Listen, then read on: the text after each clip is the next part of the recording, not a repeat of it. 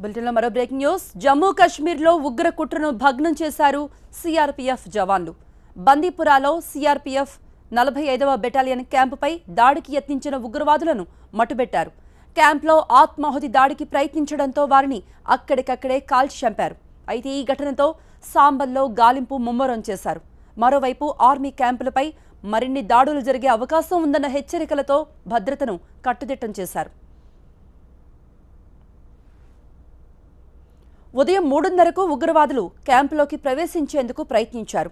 అయితే ఉగ్ర కదలికలను పసిగట్టిన ఆర్మీ టెర్రరిస్టులపై కాల్పులు జరిపింది. దీంతో రెండు వర్గాల మధ్య భీకర కాల్పులు చోటు చేసుకున్నాయి.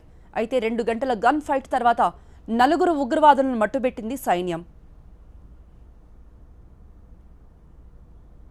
క్యాంపులోకి చొరబడ్డ ఉగ్రవాదులంతా విదేశీయులనని ఆర్మీ చెబుతోంది. క్యాంపులోకి చొరబడి ఆత్మాహుతి దాడులు చేయాలన్నది వారి ప్లాన్గా తెలుస్తోంది. ఉగ్రవాదులను మట్టుబెట్టిన తర్వాత జవాన్లు భారత్ మాతాకి జై అంటూ నినాదాలు చేశారు.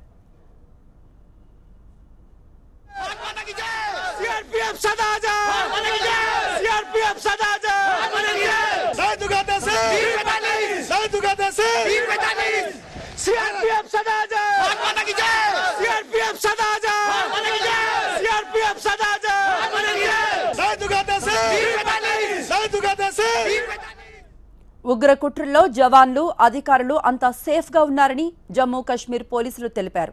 టెర్రరిస్టుల నుండి భారీగా ఆయుధాలు, బాంబులు స్వాధీనం చేసుకున్నారు.